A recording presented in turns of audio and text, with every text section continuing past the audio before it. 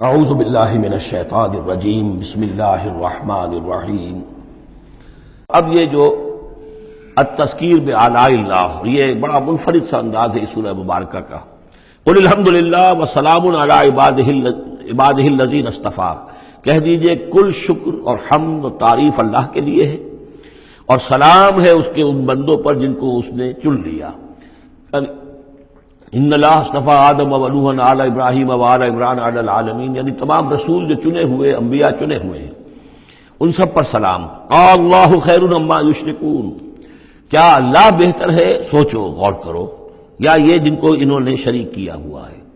یہ چھوٹے معبود خود بھی مانتے ہیں چھوٹے ہیں، خود بھی مانتے ہیں کہ ان کے پاس کوئی اختیار نہیں ہے سوا اس کے جو اللہ نے دیا ہے، خود بھی مانتے ہیں کہ جو اختیار ہے اس کا بھی مالک اللہ ہی ہے۔ تو پھر یہ کہ یہ کیا ان میں کون سی یہ نسبت ہے؟ امن خلق السماوات والارض وانزل لكم من السماء ماء فانبتنا به حدائق ذات بهجة ما كان لكم ان تنبتوا شجرها أإله مع الله بل هم قوم يعدلون۔ یہ بڑا سوالیہ انداز ہے، سرچنگ کوسچنز کے انداز میں۔ کیا بھلا وہ جس نے آسمان اور زمین پیدا کیے اور جو آسمان سے اتارتا ہے پانی تمہارے لیے اور اس کے ذریعے سے پھر وہ ہم اگا دیتے ہیں باغات، بڑی رونق والے سرسبز باغات، ما کان لکم ان تنبتوا شجرہ، تمہارے لیے ہرگز ممکن نہیں تھا کہ تم اس کے پودوں کو خود اگا سکتے۔ یہ وہی بات ہے جو اقبال نے کہی ہے کہ پالتا ہے بیج کو مٹی کی تاریکی میں کون ہے جو یہ سارے کام کر رہا ہے؟ امن خلق السماوات والارض وانزل لکم من السماء ماء، بھلا کس نے، کون ہے کہ جس نے آسمان اور زمین پیدا کیے اور تمہارے لیے آسمان سے پانی برسایا، پھر ہم نے پیدا کر دیے، اگا دیے اس کے ذریعے سے باغات بڑے سرسبز و شاداب، تمہارے لیے قطعاً ممکن نہیں تھا کہ تم ان کو اگاتے۔ ان سے الہ مع اللہ، کیا یہ کام جو کرنے میں اللہ کے ساتھ کوئی اور الہ شامل ہے؟ بل ہم قوم یعدلون، بلکہ یہ لوگ جو ہیں انحراف کر رہے ہیں حق سے۔ امن جعل الارض قرارا، بھلا کس نے بنایا زمین کو ٹھہرنے کی جگہ، وجعل خلالها انہارا، اور کس نے اس کے اندر بہا دی ہیں یہ ندیاں اور دریا، وجعل لها رواسیا، اور اس کے اندر لنگر ڈال دیے ہیں، وجعل بین البحرین حاجزا، اور دو دریاؤں کے درمیان کس نے پردہ ڈال دیا ہے؟ الہ مع اللہ، کیا اللہ کے ساتھ کوئی اور الہ بھی ہے جو اس میں شریک ہو؟ بل اکثرہم لا یعلمون، لیکن ان کی اکثریت اس کا علم نہیں رکھتی۔ ظاہر بات ہے اس کا جواب ان کے پاس یہی ہوتا تھا کہ اللہ کے سوا اور کوئی نہیں ہے۔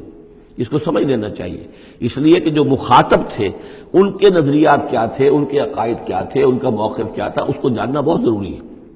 یہ تعویل، یہ خاص جو میں نے کہا تھا کہ جو اولین مخاطب تھے قرآن مجید کے، ان کے عقائد، نظریات، خیالات کیا تھے؟ وہ اللہ کو مانتے تھے، یہ مانتے تھے خالق وہی ہے، البتہ اس کے کچھ بڑے لاڈلے ہیں، چہیتے ہیں، محبوب ہیں، مقربین بارگاہ ہیں، وہ کچھ سفارش کرنے والے ہیں، بس اس سے زائد ان کا شرک نہیں تھا۔ امن یجیب المضطر اذا دعاہ، بھلا کون ہے وہ کہ جو کسی شخص کو جو تکلیف کے اندر ہے، اضطرار میں ہے، اس کی دعا کو سنتا ہے، اذا دعاہ ویکشف السوء، اور اس سے برائی کو دور کر دیتا ہے، تکلیف کو رفع کر دیتا ہے، ویجعلکم خلفاء الارض، اور وہی ہے کہ جو زمین میں تمہیں جانشین بناتا ہے، ایک نسل کے بعد دوسری، دوسری کے بعد تیسری۔ الہ مع اللہ، کیا اللہ کے ساتھ کوئی اور الہ بھی ہے اس کام کے اندر شریک؟ قلیلا ما تذکرون، بہت کم نصیحت ہے اور بہت کم ہی توجہ ہے جو تم کرتے ہو۔ امن یہدیکم فی ظلمات البر والبحر، بھلا کون ہے وہ کہ جو تمہیں راستہ دکھاتا ہے اندھیروں میں، جنگل کے اندر بھی، بر میں بھی، خشکی میں بھی اور سمندر میں بھی۔ ومن یرسل الرياح بشرا بین یدی رحمتہ، اور وہ کون ہے کہ جو بھیجتا ہے ہواؤں کو بشارت دیتے ہوئے اپنی رحمت کے آگے آگے، باران رحمت کے آگے آگے ٹھنڈی ہوا کے جھونکے آتے ہیں۔ الہ مع اللہ، کیا اللہ کے ساتھ کوئی اور الہ؟ تعالی عما یشرکون، بہت بلند و بالا ہے وہ جس سے جو شرک یہ کر رہے ہیں۔ امن یبدأ الخلق ثم یعیدہ، بھلا کون ہے وہ جو ابتدا میں پیدا کرتا ہے خلق کو، پھر وہی اس کو دہرائے گا یا اس کا اعادہ کرتا ہے۔ ومن یرزقکم من السماء والارض، اور کون ہے کہ جو تمہیں رزق پہنچا رہا ہے آسمان سے بھی اور زمین سے بھی، آسمان سے پانی برستا ہے اور زمین سے پھر وہ تمہارے لیے رزق جو ہے نباتاتی وہ نکل آتا ہے۔ الہ مع اللہ، کیا اللہ کے ساتھ کوئی اور الہ بھی؟ قل ہاتوا برہانکم ان کنتم صادقین، کہیے ان سے لاؤ اپنی دلیل، سند لاؤ، برہان لاؤ اگر تم سچے ہو۔ قل لا یعلم من فی السماوات والارض الغیب الا اللہ، کہہ دیجئے کوئی نہیں اللہ کے سوا جو آسمانوں اور زمین کا غیب جانتا ہو۔ وما یشعرون ایان یبعثون، اور انہیں تو یہ بھی معلوم نہیں ہے کہ انہیں کب اٹھایا جائے گا. یعنی جو فوت ہو چکے ہیں، چاہے وہ اولیاء اللہ ہیں چاہے کوئی اور ہیں، اب وہ فوت ہو چکے ہیں، عالم برزخ میں ہیں، انہیں یہ بھی معلوم نہیں ہے کہ اٹھایا کب جائے گا. بل ادارک علمہم فی الآخرہ، لیکن ان کا علم اور ان کا فہم جو ہے وہ آخرت کے معاملے میں تھک ہار کر رہ گیا، یعنی آخرت کی حقیقت کو نہیں سمجھ پا رہے ہیں. بل ہم فی شک منہا، چنانچہ وہ اس کے بارے میں شکوک و شبہات میں مبتلا ہیں. بل ہم منہا عمون، بلکہ وہ اس کی طرف سے اندھے ہو چکے ہیں. عملاً اندھے ہیں، مانتے ہیں آخرت ہے، جی اٹھنا ہے، لیکن اگر آخرت ہے، جی اٹھنا ہے، اگر اصل زندگی وہی زندگی ہے تو بھلا سوچو تم اس زندگی کے لیے کیا فکر کر رہے ہو. تمہیں کل کی فکر ہے کہ کیا کھائیں گے. اگر پیسے نہیں ہیں تو کس قدر فکر اور تشویش تابنگیر ہو جاتی ہے، اس لیے کہ کل کا پتہ ہے کل آئے گا، کل کا دن آئے گا، اس کے لیے مجھے ضرورت ہوگی. اگر اتنا یقین ہو آخرت کا بھی تو پھر سوچنا ہوگا کہ اس کے لیے کتنی سوچ ہے اور کتنی فکر ہے. وقال الذين كفروا واذا كنا ترابا وآباؤنا أئنا لمخرجون، اور کہتے ہیں یہ کافر کہ جب ہو جائیں گے مٹی اور ہمارے آباء و اجداد بھی مٹی بن چکے تو کیا ہم پھر نکال لیے جائیں گے. لقد وعدنا هذا نحن وآباؤنا، اسی کا وعدہ کیا گیا تھا ہم سے بھی پہلے اور ہمارے آباء و اجداد سے بھی من قبل پہلے. ان هذا الا اساطیر الاولین، یہ نہیں ہے مگر پچھلوں کی کہانیاں ہیں، نقلیں ہیں، وہیں سے یہ بات نقل ہوتی چلی آ رہی ہے. قل سیروا فی الارض فانظروا، کہیے ان سے کہ ذرا سیر کرو زمین میں، گھومو پھرو. فانظروا کیف کان عاقبۃ المجرمین، تو کیسا انجام ہوا ہے ان قوموں کا کہ جنہوں نے اس جرم کی روش اختیار کی. ولا تحزن علیہم، ارے نبی اب آپ ان کے اوپر رنجیدہ نہ ہو. لعلک باخع نفسک الا یکونوا مؤمنین، شاید کہ آپ اس صدمے میں اپنے آپ کو ہلاک کر لیں گے کہ یہ ایمان نہیں لا رہے. فلا تحزن علیہم، اب آپ ان کے اوپر رنج نہ کریں. آپ نے اپنا فرض ادا کر دیا، اب ان کی اپنی شامت اعمال ہے، یہ جس کے مستحق بن رہے ہیں. نہ تو یہ کہ آپ ان پر رنج کریں، رنجیدہ ہوں ان کے انجام سے. ولا تکن فی ضیق مما یمکرون، اور جو چالیں یہ چل رہے ہیں اس کی وجہ سے آپ کا دل تنگ نہیں ہونا چاہیے. ان کی چالیں ناکام ہو جائیں گی، ہماری چالیں کامیاب ہوں گی، ہماری تدبیر ہے. ان کی ساری چالوں کا ہم احاطہ کیے ہوئے ہیں، ہمارے اذن کے بغیر پتہ تک جنبش نہیں کر سکتا. ولا تکن فی ضیق مما یمکرون، یہ سورہ نحل میں بھی لاسٹ بٹ 1 آیت یہ آئی تھی.